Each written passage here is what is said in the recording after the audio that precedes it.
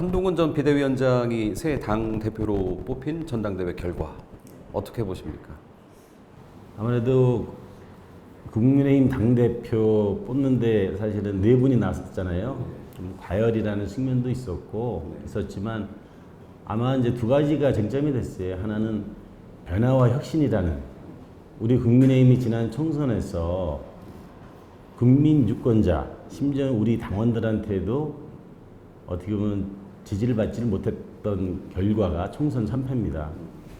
그래서 국민의 눈높이, 유권자의 눈높이에 맞아야 된다는 변화와 혁신을 주장하는 분들이 있었고, 또 하나는 거대 야당이 다수당이라는 이름으로 국회에서 입법 폭거를 하고 있고, 뭐 국정 운영의 어떤 동반자라기보다는 국정 운영의 발을 잡고 탄핵이나 특검을 주장하고 있는 상황에서 여당과 당정이 좀 같이 가야 된다는 의견들도 있습니다. 그렇지만 이번에 결과는 어쨌든 이번에 당대표가 되신 한동훈 당대표가 주장하신 변화와 혁신에 대해서 우리 국민들이, 유권자들이 선택해 준 것이 아닌가 그런 생각이 듭니다. 아마 그리고 그 얘기는 변화와 혁신이고 한동훈 당대표께서 비대위원장 시절을 보여주셨던, 법무부 장관이 보여주셨던 그 뭐라고 그럴까요? 용기라고 그럴까요? 아니면 당당하게 맞서는 그런 걸 가져서 어떻게 보면 민주당의 의회 폭거를 한동훈 당대표라면 어느 정도 대응하고 잘 할 수 있지 않을까라는 기대감도 있었던 것 같아요.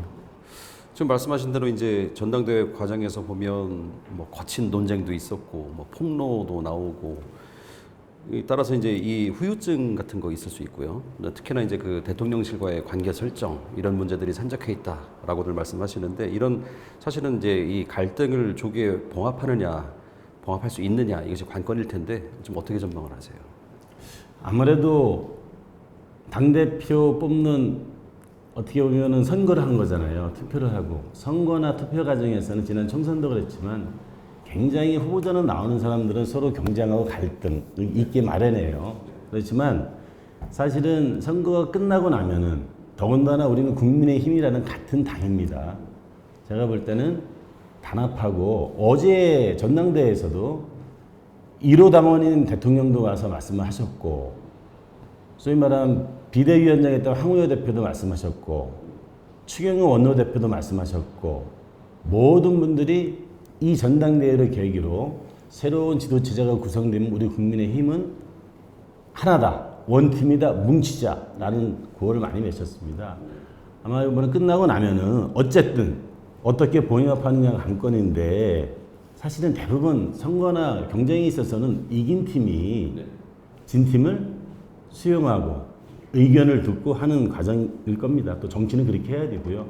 잘 될 걸로 보고, 또 뭐 많이 걱정하시는 분이 당정 관계를 걱정을 많이 하세요. 근데 어제 국민의당 1호 당원인 대통령께서 오셔서도 당정은 하나고 원팀이고 같이 가야 된다고 말씀하셨고, 뭐 언론에 보니까 오늘 저녁에 이번에 지도체로 뽑히셨던 당대표, 최고위원, 청년위원, 그 다음에 경쟁했던 낙선되신 분들, 그 주요 분들이 아마 용산에서 만찬도 하는 걸로 알고 있습니다. 계기로 해서 진짜 국민의힘이 완팀이 돼서 조직 전열도 정비하고, 사실은 또 야당이 지금 여러 가지 이유가 있겠지만 사실은 국정협조 동반자보다는 발목을 잡고 뭐 특검이라든지 탄핵이라든지 그런 걸로 가고 있습니다. 그래서 그런 부분에 대해서 잘 대응하지 않을까 그렇게 생각하고 있습니다. 충북도당 얘기를 좀 해보죠. 네네네. 도당위원장에 취임하신 지 오늘 녹화일 기준으로 꼭 한 달이 되셨어요. 짧지만 정말 많은 일들이 있었고, 그 제일 먼저 어떤 일에 도당위원장으로서 어떤 일에 주력을 하셨는지 좀 말씀해 주신다면. 사실 지난 총선에서 우리 국민의힘, 특히 충북은 유권자들, 아까 말씀드린 어떤 국민들, 시민, 도민들한테 엄중한 심판을 받은 거예요. 예를 들면 청주 4개 선거구에 있어서는 공이 한석도 저희들이 이기지 못했습니다. 그 얘기는 사실은 어쨌든 어떤 상황이 있든지 간에 어떤 국민이나 유권자의 눈높이에 우리가 맞지를 못했습니다. 그러면 국민의힘 충북도당은 적어도 충북도민, 시민, 국민, 심지어 우리 당원이 눈높이에 맞춰줘야 돼요. 그래서 저는 키워드를 세 가지를 제가 얘기를 하고 있습니다. 하나는 어떤 정쟁이라든지 뭐 국민 주민 생활과 동떨어지는 거에 가서 정쟁을 하는 것보다는 좀 주민들이 생활과 관련된 생활 정치를 해야 되겠다. 또 하나는 그 생활 정치를 함으로 있어서 주민들이 바라는 유권자가 원하는 것들이 체감할 수 있는 체감 정치를 해야 되겠다. 또 공당이 국민의힘, 여당이 국민의힘에서 적어도 약속을 했으면 책임지는 책임 정치를 해야 되겠다라는 게 주장입니다. 그래서 제가 먼저 제가 아까 말씀드린 대로 국민이나 유권자의 눈높이에 맞지 못했죠. 그럼 문제점이 있는 거예요. 네. 그 문제점이 무엇인지 우리 스스로 뼈아프게 성찰을 해야 돼요. 그래서 저는 여러 언론사 도당위원장이 되고 언론사에 얘기했을 때 레드팀 일명 레드팀을 구성한다고 그랬어요. 그래서 저는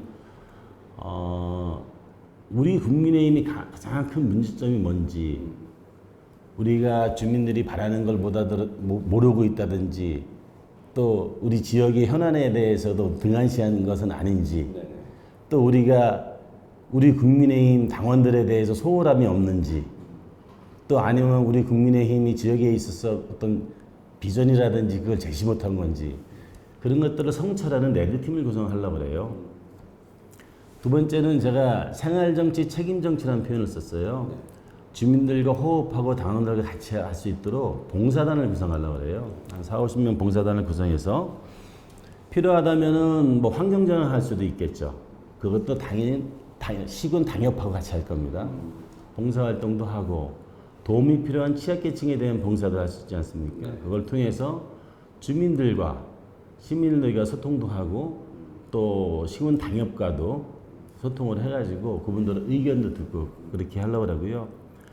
또 하나는 우리 주요 이제 조만간 우리 충북 도당이 출범을 할 겁니다. 정식 이제 취임도 하고 주요 당직자도 발표도 할 텐데 거기에 보면은 이제 우리가 뭐 여성위원회, 뭐 청년위원회, 홍보위원회, 디지털위원회, 상설위원회도 있지만 여러 가지 특별위원회도 있습니다.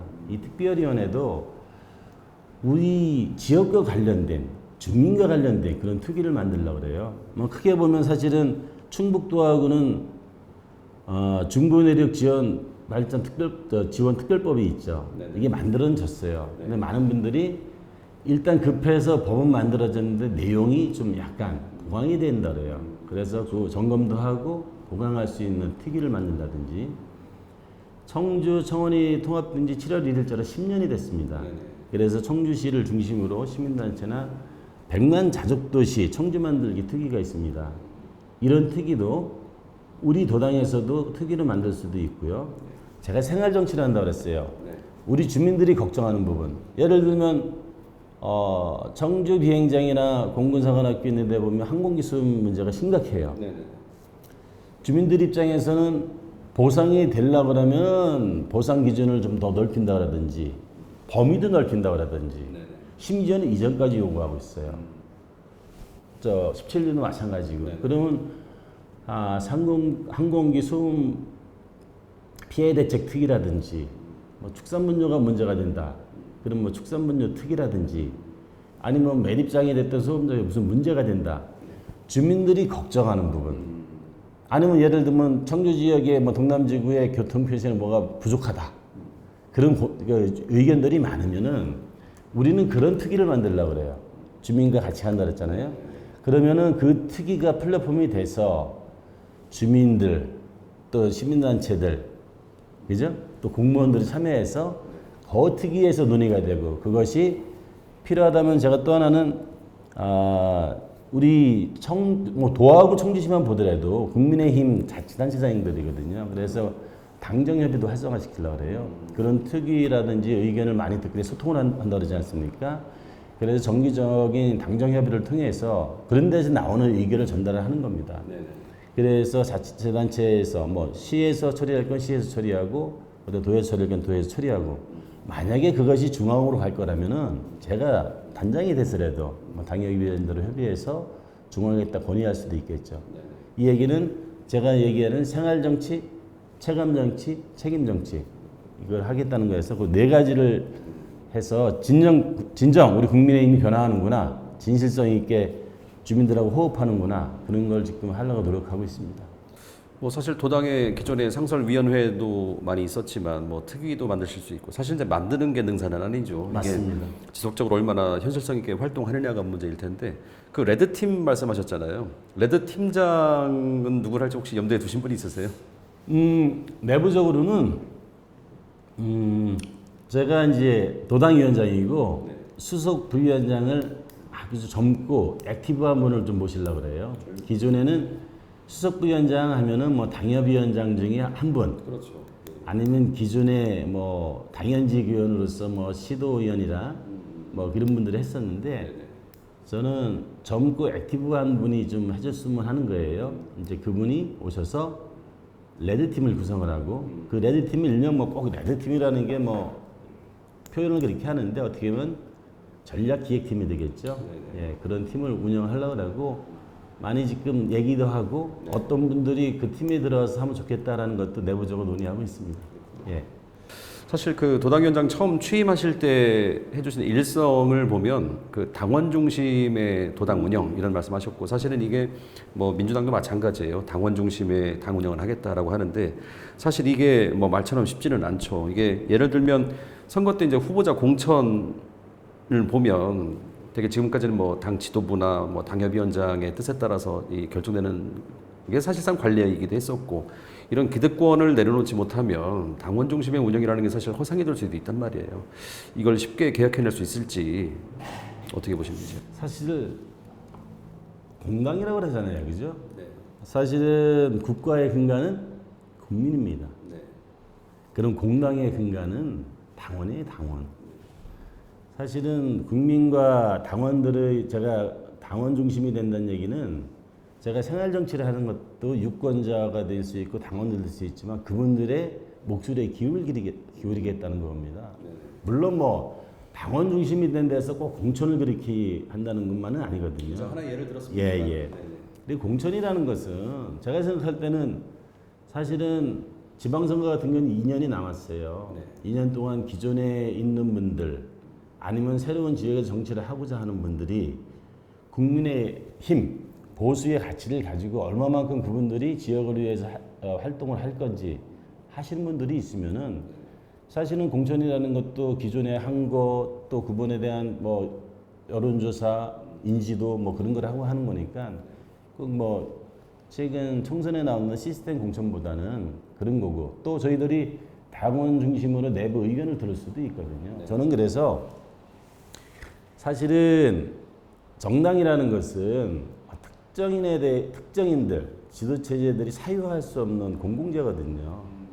그러면 공공재라는 것은 사실은 그러니까 국가가 아니면 정부가 국민을 대변하는 것처럼 당이 당원들의 의사를 대변해야 돼요.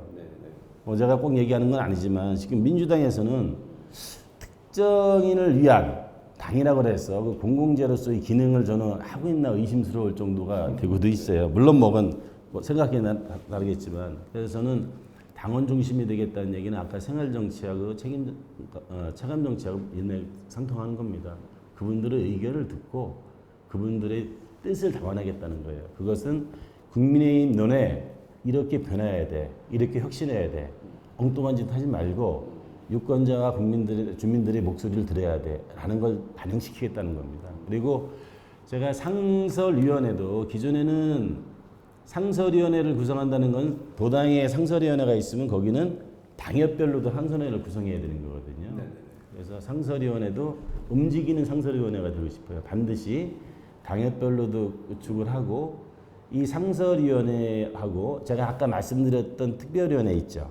그 특별위원회, 그 다음에 수석부위원장, 그 다음에 뭐 부위원장들, 주요 당직자들은 한 달에 한 번씩 반드시 주요 당직자 원래를 하려고 그래요. 그래서 상설위원회가 됐던 그 특위에서는 그 한 달 동안 뭐를 할 건지, 국민의힘이 변화하고 혁신하고 주민들한테 다가가려면 뭐를 해야 되는지 라는 계획도 되고, 아니면 한 달 동안 활동한 거에 대해서 공유도 하는 그런 주요 당직자 원래 회의도 좀 이렇게 하려고 그러고, 그래서 좀 움직이는 도당, 또 저희들이 지역 현안에 대해서 예를 들면은 저희들이 오송 궁평리 참사 1주년에 대해서도 저희들이 논평도 내고 저도 가서 분양도 했고 최근에는 우리 지역에 옥천 영동에 수해 피해가 많았습니다. 그래서 옥천 같은 경우는 특별재난지역으로도 지정이 됐지만 제가 우리 당협이 8개가 있습니다. 당협위원장하고 소통을 했어요. 우리 지역에 이런 수해 피해가 있었는데 우리가 가서 봉사도 할 겁니다. 봉사도 할 수, 제가 지금 봉사단 구성한다 했잖아요. 봉사도 하지만 우선은 사회복지 공동모금회에서 수해 성금을 갖고 있으니 우리도 동참합시다. 그래서 당협별로 100만 원씩 우리 도당에서 200만 원에서 1000만 원 제가 오늘 11시에 사회복지 공동회에서 이제 그 우리 충북 도당과 당협 이름으로 기부도 했습니다. 이렇게 우리 지역에 있는 현안에 대해서는 저희들이 적극 참여도 하고 논평도 하고 같이 할 생각으로 하고 있습니다. 네. 뭐 계속 같은 맥락의 얘기긴 합니다만 지난 4월 총선 때 국민의힘은 뭐 충북도 물론이고 이제 전국적으로도 국민들 다수의 지지를 얻는 데는 실패를 했죠. 근데 앞으로 이제 지방선거가 채 2년도 안 남았어요. 그 다음 해에는 대선도 있고 그 다음에는 또 총선이 있고 이 중요한 선거들이 계속 이어지는데 이 국민의힘이 국민의 지지를 회복하기 위해서 이거 하나만은 꼭 바꿔야 되겠다 이렇게 생각하는 게 좀 있으시다면요. 제가 아까도 말씀드렸어요. 사실은 국민의 지지, 주민의 지지, 뭐 그건 뭐 국민 주민을 유권자라는 표현을 할 수도 있고 또 하나는 우리 당원들에 대한 지지를 받아야 돼요. 그러려면은 저는 핵심 가치를 계속 반복돼서 얘기하지만 저는 하나는 그분들하고 유권자 주민과 같은 소통 강화하는 게 하나가 있겠고요. 또 하나는 소통뿐만이 아니라 그분들이 체감할 수 있는 제가 생활정치, 책임 정치를 한다고 그랬어요. 그 두 가지 축입니다. 그래서 소통을 하기 위해서는 제가 우리 스스로 뭐가 뭔지도 알아야 되니까 그래서 제가 레드팀을 좀 구성한다고 그랬죠. 그 레드팀이 하나가 되겠고요. 또 하나는 소통하기 위해서 제가 봉사단을 운영한다고 그랬어요. 또 하나는 생활정치를 하려면 정책을 통해서 체감할 수 있는 그죠? 정책적인 변화를 해야 됩니다. 그거 하는 것을 제가 분명히 우리 국민의힘은 집권당입니다. 여당입니다. 그리고 그것을 중앙도 그렇지만 우리 충북 도지사님도 국민의힘에서 나왔고 지역에 12개의 자치단체가 있는데 8개의 자치단체가 국민의힘입니다. 이분들하고 통해서 저희들이 아까 당정협의회도 활성화한다고 그랬습니다. 그래서 이분들이 도민들이 원하는 것을 저희들의 의견을 받아서 당이니까 그것을 뭐 자치단체하고 협의하고 제가 아까 말씀드린 대로 이게 중앙에 필요한 법령 개정 사항이라면 중앙도 쫓아갈 겁니다. 또 정부에서 법이 아니라 시행령이나 규정이나 규칙이 변경이 필요하다 그러면 제가 가겠습니다. 제가 장점이 사실 제 이제 같이 근무했던 동기나 그런 분들이 장관 차관을 많이 하고 있어요. 그럼 뭐 그분들하고 지역에 와보니까 이런 의견들이 있습니다. 이거 개정돼야 됩니다. 우리가 이게 현실과 맞지 않는 일을 하고 있어서 국민들보다 받지 못했습니다. 반드시 개정돼야 된다. 제가 설득을 하고 필요하다면 개정을 하는 그런 일들을 할 겁니다. 제가 작년 10월에 이제 공직을 마무리를 하고 지역으로 내려왔습니다.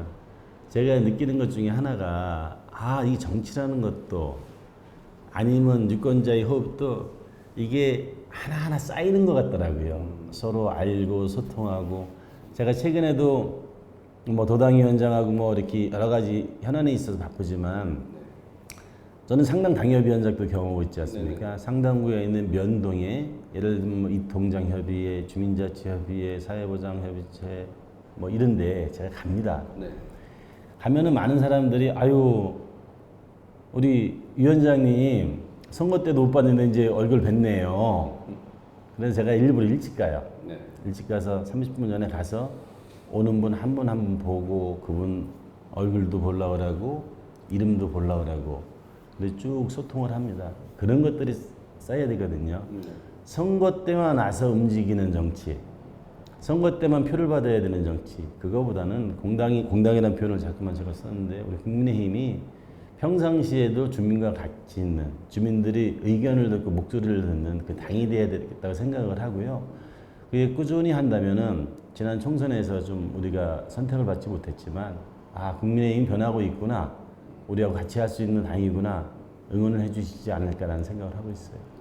제가 이제 지어진 기간이 1년인데 국민의힘이 참 변했다라는 그 말 한마디만 듣기를 원하고 있습니다. 예. 자, 이제 위원장님 개인 얘기를 좀 나눠보죠. 그 청주 세관고등학교, 이제 서울대학교 졸업하신 후에 행정고시 합격하셔서 이제 공직에 입문하셨고, 공직 생활을 몇 년 하셨던 거죠? 29년 6개월 하루 했습니다. 29년 6개월 하루요. 예, 제가 왜 정확하게 기억하냐면 제가 총선에 나와서 30여 년간 공직 생활을 했다 그러니까 누가 시비를 걸더라고요. 30여 년은 30년을 넘은 거다. 그래서 그건 허위 사실이다. 이렇게 얘기를 해서 제가 그래서 29년 6개월 하루니까 반올려면 30년입니다. 라는 걸 했지만 한 30년 가까이 공직 생활을 했습니다. 그 사실은 그 공직 생활하실 때와 지금 이제 정치인이 되셨잖아요. 정치인으로서의 삶 굉장히 많이 달라졌을 것 같아요. 어떤 걸 가장 먼저 피부로 느끼세요? 일단은 뭐 서승우라는 개인이 공직자다 정치인이다 그래서 뭐 그 마음가짐이 바뀌는 것 같지 않아요. 저는 여러 언론에서도 뭐 가치관, 철학 뭐 추구하는 게 뭐냐고 저한테 많이 물어요. 그러면 저는 항상 주장하는 게 제가 우리 후배들한테도 그랬고 저 스스로한테도 중용 23장을 제가 계속 얘기를 해요. 중용이요? 예, 중용 23장이라는 게 내용은 그거예요. 작은 것에도 최선을 다하고 정성을 다해야 된다. 그러면은 나와 세상을 변화시킬 수 있다고 얘기를 많이 해요. 제 마음가짐은 공직 생활을 할 때나 정치인으로 생활은 똑같아요. 공직 생활할 때는 주로 공무원들과 정책적 고민을 많이 했다면은 정치인으로서는 주민과 호흡하면서 주민과 같이 정책을 개발하고 하는 것을 하려고 하고 있고요. 가장 달라진 것은 제가 공직에 있을 때는 타이트한 생활을 했었어요. 네. 5시에 일어나서 1시간 운동하고 6시에 출근해서 6시 반부터 일하고 사람들 만나 나오고. 근데 지금은 꼭 그렇게 틀에 바뀌지는 않지만 그 대상이 바뀌었어요. 이제 공무원이 아니라 주민으로, 그리고 중앙이 아니라 지역으로. 또 지금에 되니까 많은 그 정치인들도 그렇지만 언론인도 그렇지만 주민들하고 호흡을 많이 해요. 근데 천만 다행인 것은 제가 주민들을 만나서 얘기하고 그분들 목소리를 듣는 게 이렇게 싫어하지는 않아요. 아마 좀 적성도 좀 있는 것 같아요. 그래서 열심히 지금 그렇게 하고 있습니다. 그리고 도당위원장으로 와보니까 지역에 있는 여러 가지 현안들이 있어요. 근데 현안들에 대해서 시나 도나 여러 군 채널을 가서 많이 문을 두드렸는데 쉽지 않은 그거에 대한 그 현안을 들고 상담하시는 분들이 많아요. 근데 그렇다고 그 상담이 반드시 해결되는 건 아니에요. 그렇지만 그분이 적어도 우리 도당에 찾아왔기 때문에 충분히 그분 입장을 듣고 그거에 대해서 해당 자치단체 의견 듣고 그분들한테 피드백은 해주고 있습니다. 그래서 뭐 비슷해요. 있을 때나 그 사람들 만나고 민원 대응하는 거는 예. 뭐 적성에 맞는 것 같다고 하시니까 다행이네요. 자, 이제 지난 4월 총선 얘기를 좀 해보죠. 네. 이제 위원장님 개인에게도 좀 많은 일이 있었는데 사실 이제 청원구에 출마하셨다가 당내 경선에서 좀 실패를 맛보셨고 또 갑자기 또 상당구로 옮겨서 공천을 받으셨고 사실 선거운동 기간도 대단히 짧았죠. 그러나 이제 본선에서 또 낙선을 했는데 제가 보건대 아마 위원장님 이렇게 일생 살아오시면서 이렇게 잇따라서 큰 실패를 경험한 것이 아마 처음이지 않을까 싶기도 해요. 짧은 기간에 연달아서 어떠셨어요? 그런 것 같아요. 제가 살면서 실패라거나 아픔은 중학교 1학년 때 제가 몸이 너무 아팠어요. 그래서 학교를 다니지 못하고 1년간 치료를 한 적이 있습니다. 이게 중학교 1학년 때예요. 그래서 제가 중학교 1학년을 2번 다녀서 68년생, 제가 68년생이거든요. 68년생도 친구고 69년생도 친구고 70년도 친구예요. 그때는 제가 어렸을 때 기억도 굉장히 많이 아팠어요. 그래서 뭐 어머님이 항상 우시고 우리 아들 어떻게 뭐 옆에 누구는 죽었대 라고 하는 얘기를 많이 들었어요. 큰 아픔이었죠. 근데 그 아팠을 때가 사실은 저는 인생에서 세웅지마라고 생각을 해요. 제가 아프기 전까지는 굉장히 개구지고 운동을 좋아하고 공부를 안 했어요. 뭐 맨날 놀기만 하고 공부도 안 해서 나머지 공부하고 전교에서도 뭐 거의 꼴찌 정도 했었는데 몸이 아프고 나니까 신부전증을 알았는데 신부전증은 소금이나 염분 같은 거 섭취를 못해요. 운동을 못해요. 1년 동안 바깥 생활을 하나도 할 수 없었어요. 그래서 뭐 할 수 있는 게 책 보고 뭐 하는 건데 그 아픈 동안 책을 봐가지고 다시 중학교 때 들어가서 시험을 봤는데 거의 모든 과목을 만점을 맞았어요. 그때부터 아마 제가 바뀌었어요. 공부에 또 이 네. 맛을 느끼셨네요. 그렇죠. 공부의 맛을 느낀 거고 사실은 칭찬은 뭐 고래도 춤을 추게 한다 그러는데 딱 첫 들어가서 시험을 봤는데 잘 보니까 선생님들이 저를 대해주는 게 틀려요. 친구들을 저에 대해주는 게 틀려요. 그때부터 공부의 맛을 아는 거예요. 칭찬의 맛을 아는 거죠. 그래서 그때 한번 잘한 걸 놓치기 싫었고 욕심도 나서 그때부터 공부를 해서 아까 말씀하신 대로 제가 아까 서울대 그랬지만 좋은 대학도 갔고 또 그때 그 습관이나 그걸 갖고 열심히 해서 또 행정고시에도 붙였고 물론 제가 아까 마음가짐은 똑같고 작은 것에서도 최선을 다하고 정성을 다하면 나와 세상을 변화시킬 수 있다고 얘기했지만 제 또 하나의 주관은 저한테 주어진 직분에 대해서 제가 최선을 다하고 정성을 다하자가 제 모토예요. 공직생활 하면서도 저한테 주어진 그걸 열심히 했어요. 그러다 보니까 중앙에서도 나름대로 인정받았고 운이 좋아서 뭐 대통령실에도 3번을 근무하게 됐고 했어요. 그렇지만 제가 항상 사람인데 왜 실패가 없겠습니까? 92년도에 행정고시 뭐 3개월 공부하고 1차 합격하고 그 다음에 떨어진 적도 있었고 물론 뭐 그 다음에 1, 2, 3차 됐지만 그랬어요. 근데 공직생활을 마무리하고 남들이 봤을 때는 속된 말로 잘 나간다, 열심히 잘했다라고 했는데 꽃길만 가신 것 같아요. 예. 제가 공직을 그만두고 나온다는 주변의 지인들이 그런 얘기를 많이 하더라고요. 왜 험난한 길을 가려고 하느냐. 꽃길이라는 표현을 쓰셨는데 꽃길만 가지. 라고 했는데 뭐 여러 상황이 저를 이제 이 길로 오게 했습니다.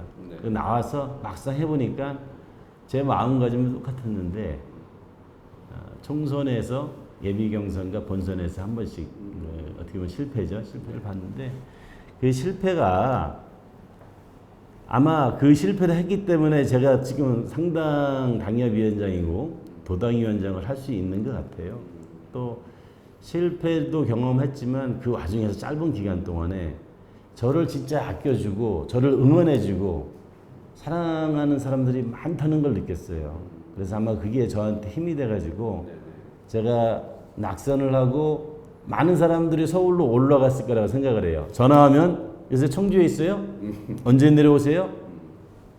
저 총선 끝나고 4번인가 밖에 서울 안 올라갔어요. 항상 집에 저 청주에 있었고 상당 당협위원장으로도 또 이제 했었고요. 또 하나는 제가 그 얘기 듣기 싫어서 원래 서울 집이 12월 말에 전세 계약인데 8월 30일 날 동남지구로 우리 상당구 동남지구로 이사를 합니다. 네, 서울 집도 정리하고 이제 동남지구에서 주거 다 하면서 많은 주민들과 호흡하고 의견도 듣고 제가 할 수 있는 일을 하도록 하겠습니다. 자, 이제 앞으로가 중요한데요. 이제 말씀하신 대로 도당위원장으로서 또 상당 당협 책임자로서 좀 맡고 계시는데 앞으로 어떤 활동 계획을 갖고 계신지. 아까 말씀드린 대로요. 우리 그 새로운 당 대표도 변화와 혁신하고 국민의 눈높이를 맞춰서 간다고 말씀하셨어요. 그것처럼 우리 충북 도당도 총선에서 선택받지 못한 이유가 있으니까 그걸 잘 반면교사 삼고 아까 성찰한다는 표현을 썼지 않습니까? 해서 변화는 우리 국민의힘 주민과 같이 하는 주민의 눈높이에 맞는 생활 정치를 통해서 2년 후에 지방선거, 3년 후에는 대통령 선거, 4년 후에는 다시 총선이 있습니다. 이때 우리 그 주민들로부터 유권자로부터 심지어 우리 당원으로부터 사랑받는 국민의힘이 되는 것을 변화를 시키려고 노력을 합니다. 특히 우리 당원들 만나보면 그 당원들이 하는 말 중에서 가슴 아픈 말이 있어요. 첫 번째, 저 국민의힘 책임당원이에요 라는 말. 또 하나는 내가 국민의힘에 40년간 몸담고 있었습니다. 제가 많은 사람들 심지어는 몇천 명까지 당원을 가입시켰는데 어느 누구 하나 나한테 국민의힘 당원으로서 소속감이나 뭐 준 게 없습니다. 그래요. 그래서 우리를 지지하는 당원들한테도 우리가 신경을 못 썼구나. 그래서 저는 새롭게 우리 가입해주는 책임당원들이 있으면 한 달에 한 번, 이 자리가 됐든 소수면 많으면 3층에 가서 네. 한 달에 한 번씩 가입해 주셔서 감사합니다. 우리 국민의힘은 이런 당입니다. 우리 보수의 가치는 이렇습니다. 그래서 우리가 이렇게 잘하겠습니다. 생활정치하겠습니다. 너무 감사하고 다음 달에는 같은 생각을 가신 분 한 분, 두세 명만 더 초청해 주십시오. 그래서 제가 있는 동안은 가급적이면 8월 휴가라 9월 달부터 매달 우리 새로운 당원과 기존 당원과의 대화의 날을 운영을 하려고 합니다. 그래야지만 그분들도 국민의힘 당원으로서의 소속감도 가질 수 있고 그분들이 또 확장을 할 수도 있고 네. 또 하나는 아까 저한테 아픈 말씀 해주셨던 내가 40년 동안 무려 5천여 명 가까이 책임당원을 했는데 했다. 그렇게 숨어있는 우리 국민의힘 당원들이 있죠. 그분들은 계기가 되면 감사장이라든지 모시고 식사도 하고 네. 그분들의 의견을 듣는 그래서 국민의힘이 진짜 당원 인정해줘 당원과 같이 가는 당이구나 라는 그것도 좀 바꾸고 싶어요. 바꾼다? 아니면 뭐 그런 의미로 하고 싶습니다. 앞으로 매달 도당에서는 신입 당원 환영회가 열리겠네요. 9월 달부터는 하려고 계획하고 있습니다. 그러려면 저희들이 노력해서 네. 많은 분들이 이제 책임당원으로 가입을 해주셔야죠. 그렇죠. 네. 자, 또 하나는 이제 좀 어두운 얘기인데 지난 총선 때 이제 상대 후보 측의 고발로 지금 수사를 받고 계시고 뭐 다른 건으로 수사가 진행될지도 모르겠어요. 이런 부분들이 앞으로 이 정치적인 행보에 있어서 어떤 영향을 미치지 않을까 이런 부분은 어떻게 보세요?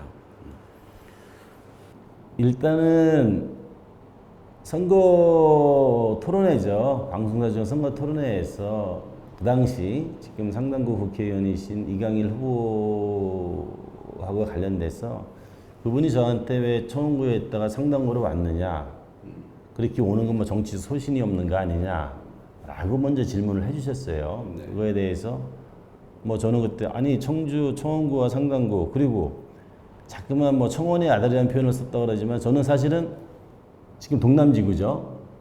청주시 상당구 월호동에서 태어났고 저희 집은 지금 상당경찰서 자리가 장판에가 저희 집이었습니다. 거기서 제가 초등학교 들어가기 전까지 자랐고 그래 아버지가 저희 부모님이 청원구 북이면으로 이사를 가는 바람에 제가 글로 간 거예요. 그래서 북이초등학교 내수중학교 나왔기 때문에 상당구나 청원구는 다 제한테는 태어난 고향이고 자라는 고향이에요.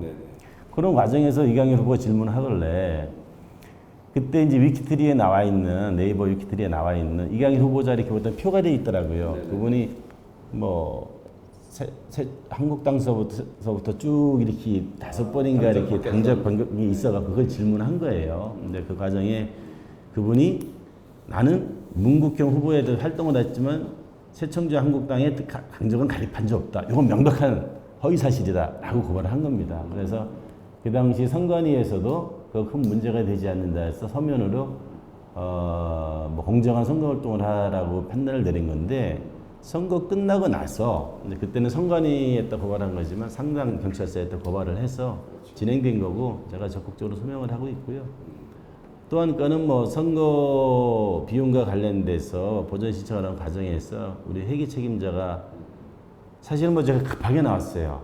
그러니까 제가 상당구로 와가지고 20일도 안 내고 전략 공천 받고 한 15일 선거 운동하고 그 과정에서 이제 회계 책임자한테 모든 걸 이름하고 했는데 회계 책임자도 처음 해보는 분이고 그래서 약간의 좀 실수가 있는 것 같은데 적극적으로 소명하고 해명해서 잘 대응하도록 하겠습니다.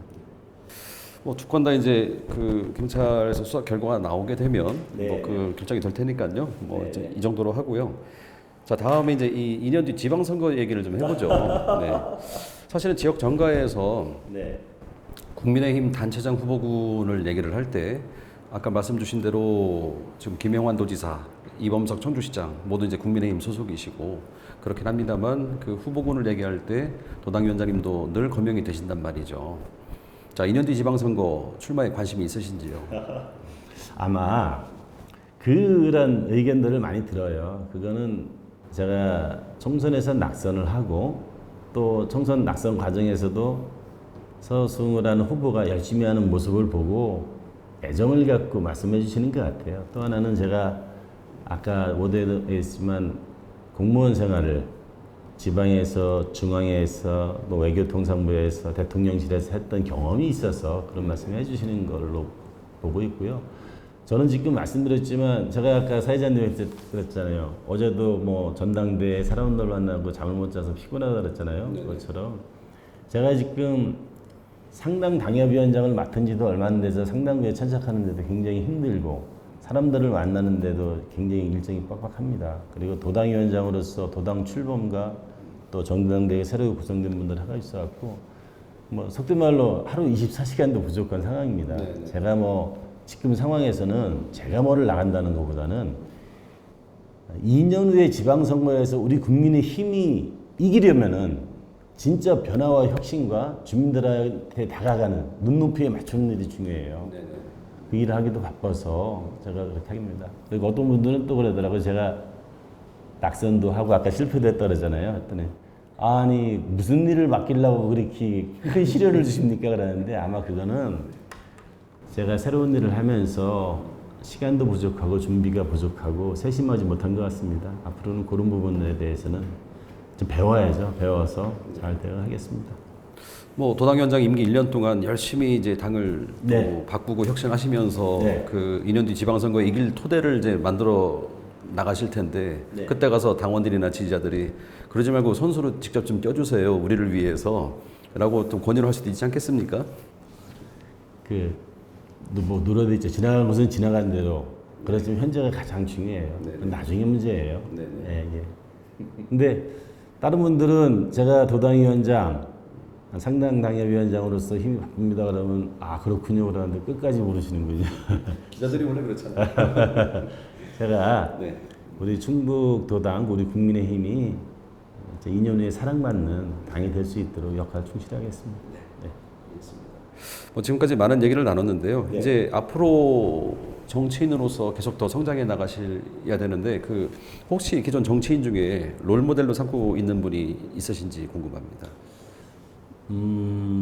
저는 최근 들어서 공직 그만두기 이제 읽은 책이 있어요. 김인섭 변호사가 쓴 기적은 끝나지 않았다라는 책이 있어요. 끝나지 않았다. 네. 그 책을 이제 우리 충북 영동 출신의 김인섭 변호사님이 쓰신 책인데 그분이 태평양 법무법에 이걸 만드신 분이에요. 설립하신 분인데 근데 그분도 이제 법조인으로서 변호사로서 이렇게 생활하시고 마무리를 하면서 그분이 후배들이나 많은 사람들한테 어떤 얘기를 해줬으면 좋을까라고 그랬는데 그분이 그 책을 쓴 게 사관 정립을 하시더라고요.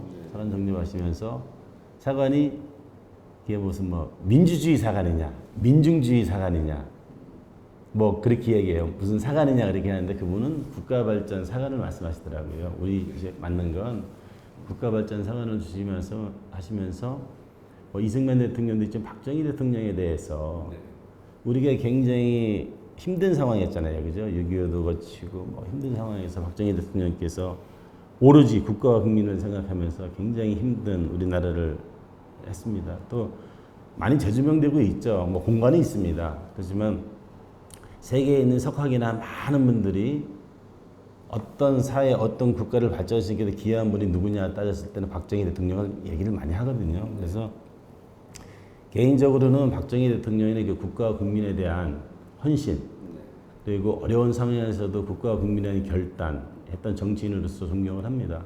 또 하나는 그렇지만 제가 사실은 공직생활을 하면서 하는 것은 저는 두 분의 도지사님이 있어요. 지금도 수탁을 하고 있는데 한 분은 이원종 전 도지사님이고요. 한 분은 이시중 도지사님입니다. 제가 제 자전적 수필이죠. 그 책에서도 뭐 대통령들의 나누재서인 것처럼 이원종 지사님은 저한테 인생의 살아가는 삶의 멘토예요. 어떻게 보면은 사람을 어떻게 대하고 사람을 어떻게 마음을 사고 그걸 무던히 저한테 주시면서 최근에도 저한테 정치인이 됐으니까 후욱하기라는 책을 보내주시고 당신이 읽던 후욱하기라는 게 얼굴은 두껍게 마음은 시커멓게 정치는 그렇게 해야 된대요. 책도 주셨고 최근에 대해서는 저한테 김영삼 대통령이 3당 합병도 했지만 정치인으로서 많은 결단가 한 분이다. 김영삼 대통령에 대한 삶도 한번 좀 봐라라고 그렇게 항상 제가 공무원으로서 아니면 정치인으로서 하면서 가이드를 해주시는 분이에요. 또 한 분은 이제 이시중 지사님입니다. 제가 이시중 지사님을 이제 모셨는데 이시중 지사님은 철저한 행정가예요. 그리고 일을 어떻게 하는지 저한테 가르쳐 주셨어요. 우리 충북에 도움이 되는 걸 어떻게 해야 되는지 그래서 일을 많이 배웠습니다. 그래서 부지사 하셨었잖아요. 이시중 지사님 모시고 제가 기업관리실장, 부지사 이렇게 해서 일을 참 많이 배워서 지금도 제가 두 분을 존경하고 전화도 드리고 뵙기도 하고 그렇게 하고 있습니다. 네. 마지막 질문 좀 드려보죠. 예. 정치인 서승우 앞으로 어떤 인물로 기억되고 싶으신지. 저는 아까 제가 정치를 한다고 그랬을 때 어떤 정치를 하고 싶냐 그랬을 때는 제가 생활정치, 체감정치, 책임정치라 했잖아요. 저는 정치인이라는 서승우가 그냥 그랬으면 좋겠어요. 우리와 같이 생활하는 정치인, 옆집 아저씨 같은, 삼촌 같은, 형 같은, 아우 같은 그런 정치인을 좀 하고 싶어요. 물론 제가 기회가 돼서 만약에 주어진다면 중앙으로 가면 중앙 역할을 하겠지만 그래도 기반은 우리 지역에서 그런 따뜻한 정치인이 되고 싶어요. 물론 제 바람입니다. 그렇게 될지 모르지만. 옆집 사는 정치인. 예, 그러니까 소통하는 정치인이 되고 싶은 거예요. 얘기하고 편안하게 와서 국회의원이라고 예를 들면 아니면 뭐라고 하는 것이 아니라 편안하게 얘기할 수 있는 또 같이 얘기 들어주고 제가 술은 못하지만 그분이 원한다면 술도 같이 마실 수 있는 그런 정치인이 되고 싶어요. 자 마지막으로요 우리 충북 도민분들께 그리고 유튜브를 보시는 분들께 한 말씀 해주시죠. 예, 감사합니다. 장시간 저한테 많은 질문 해주셨지만 제 대답이 아마 많이 미흡하고 아니면 어떤 질문에 대해서는 제가 좀 답변을 못 드려서 죄송하다는 말씀도 드립니다. 제가 계속 말씀해 드렸지만 우리 국민의힘이 지난 총선에서는 우리 유권자들, 주민들한테 마음을 얻지 못하고 따끔한 해초리를 받았습니다. 아마 이것은 우리 국민의힘이 변화하고 혁신하고 국민의 눈높이에 맞추라는 가르침의 매라고 생각을 합니다. 반드시 우리 충북도당 변화하고 혁신하겠습니다. 중앙당도 변화하고 혁신할 겁니다. 그래서 우리 주민들이 원하는 것을 함께 하도록 하겠습니다. 그리고 그런 말도 하죠. 주민들이 그만둘 때까지, 그만두라는 말씀을 주실 때까지 변화하고 또 변하고 주민들한테 다가가도록 그렇게 하겠습니다. 앞으로 많은 관심과 또한 질책도 보내주시기 바랍니다. 감사합니다. 네, 오늘 여기까지 하겠습니다. 네, 고맙습니다. 감사합니다.